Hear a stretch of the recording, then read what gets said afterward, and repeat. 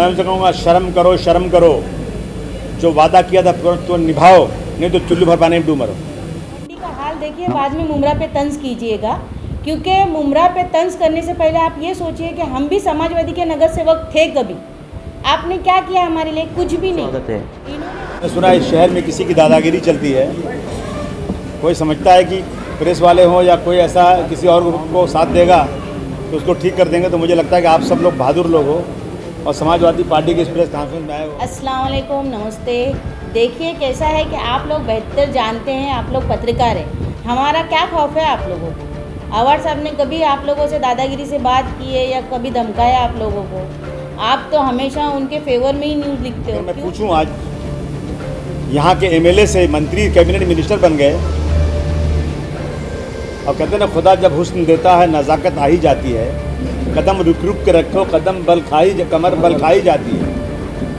बहुत नखरे आ गए, बहुत भाव बचता रहता। और अभी आप ये आए हैं बड़ी बड़ी बात करने। जब हम इनके नगर सेवक थे उस वक्त ये कहाँ थे?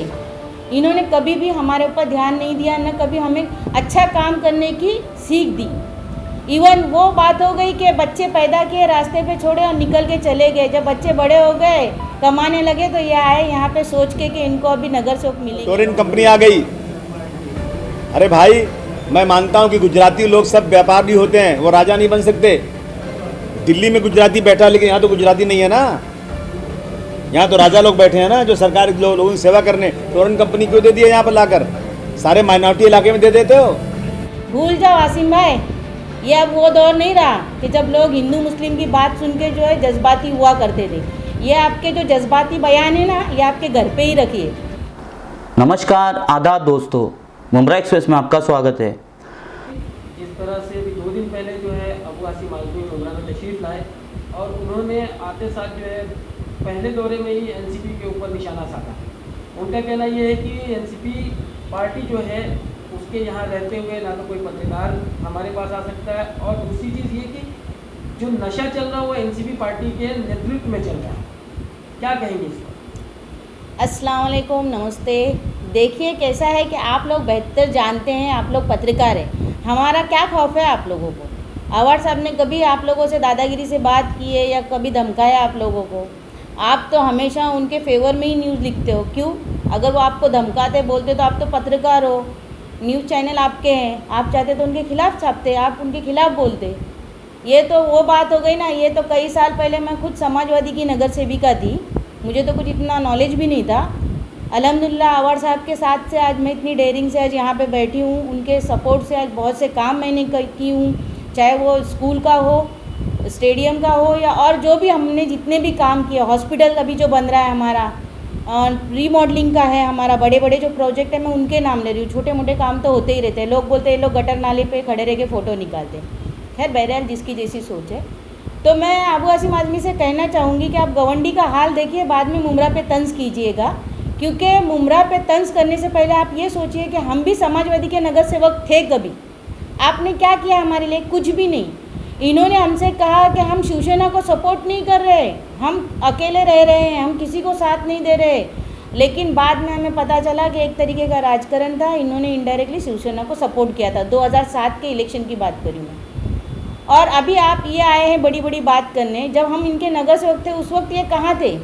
इन्होंने कभी भी हमारे ऊपर ध्यान नहीं दिया, न कभी हमें अच्छा काम करने की सीख दी। इवन वो बात हो गई कि बच्चे पैदा किए, रास्ते पे छोड़े और निकल के चले गए। जब बच्चे बड़े हो गए, कमाने लगे, तो ये आए यहाँ पे सोच के कि इनको अभी नगर सेवक मिलेंगे यहाँ पे। भूल जाओ आसिम भाई, ये अब वो दौर नहीं रहा कि जब लोग हिंदू मुस्लिम की बात सुन के जो है जज्बाती हुआ करते थे। ये आपके जो जज्बाती बयान है ना, ये आपके घर पे ही रखिए। आप जो है कौम और मिल्लत की बातें करके लोगों को है ना नाइतिफाकी मत फैलाइए। बराए मेहरबानी इंसानियत की बात कीजिए। आज अवार्ड साहब कैसे भी है, लेकिन सेकुलरिज्म की बात करते हैं, इंसानियत की बात करते हैं। अल्हम्दुलिल्लाह हमें खुशी है कि आज हम उनके नेतृत्व में काम कर रहे हैं, उनके साथ काम कर रहे हैं। मैडम, आने वाले इलेक्शन में अबू आसिम आजमी जो है यहाँ पे 19 एमएलए 19 कैंडिडेट उतारने वाले हैं। तो ऐसा नहीं है कि उनके 19 कैंडिडेट उतारने से जो है एनसीपी कुछ फीकी पड़ जाएगी? जब उनकी समाजवादी पार्टी यहाँ से ख़त्म हो गई है तो अब उनके नगर सेवक कौन से चुन के आने वाले बताइए? हम खुद उनके पार्टी के नगर सेवक थे। जब उन्होंने हमें सपोर्ट नहीं किया, हमें बड़ा नहीं किया, तो वो बेचारे दूसरे नगर सेवक के साथ क्या खिलवाड़ करेंगे? बेचारे दूसरे जो समाज सेवक जो नगर सेवक बनने पे आएंगे तो उनके साथ क्या खिलवाड़ करेंगे ये? आज आवाड़ साहब इतना काम कर रहे हैं, गवंडी में आप जाके देखिए ना सर, मैं क्या बात करूँ आपको, मेरे बोलने से ज़्यादा बेहतर है कि आप लोग खुद जानकार हो, आप उसकी मालूमात लो कि कौन कितना काबिल है। सिर्फ कौम और मिल्लत की बात करने से वोट मिलते हैं क्या? अरे काम करो, काम की बात करो तो अच्छा लगता है। अभी यहाँ पे आके भी क्या बात कर रहे हैं कि इनकी दादागिरी चल रही है, इन्होंने नशा बढ़ाया है। अरे ऐसा होता तो लोग हमको इतना चुन के देते थे 2-2 3-3 मरतबा। ये भी कहना है कि 50% रिजर्वेशन जो है एनसीपी वाले खा रहे हैं। अब वो हम कुछ नहीं बोल सकते, वो फिर क्या करते हैं सदन में बैठ के? सिर्फ तंज करते रहते हैं। इतने सालों में तंज करने के अलावा किया क्या उन्होंने? आवाड़ साहब ने जो किया है वो तो दिखाई दे रहा है। क्या संदेश देंगी आप? आज हमने आई लव मुमरा और वो सब लिखा, तो उसके बाद में उन्होंने भी गवंडी में या भिवंडी में कुछ तो बम्बई में ऐसा दिखा जहाँ पे आसिम भाई का नाम लिखा हुआ है। तो मुझे तो लगता है कि ये तो आवाड़ साहब को ही फॉलो करते हैं, सिर्फ बात करते हैं बड़ी बड़ी। अब वो आसिम को क्या संदेश देंगे आप मुमरा की जनता की तरफ से और आपकी तरफ से? देखिए वो एक अच्छे बड़े लीडर है माशाल्लाह, एक अच्छे बड़ी पोस्ट पे भी हैं। मैं यही चाहूँगी कि वाकई में अगर आपके दिल में कौम और मिल्लत का जज्बा है तो आप उनके लिए काम कीजिए, वाकई में उनको रिजर्वेशन दिलाइए। सिर्फ कौम और मिल्लत की बात करके लोगों को आपस में लड़ाइएगा नहीं।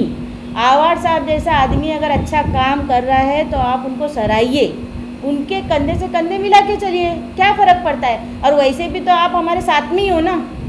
आज जो हमारी सत्ता जो है, सत्ता में है ना वो हमारे साथ में, महाराष्ट्र गवर्नमेंट में है कि नहीं है साथ में, बोलिए आप।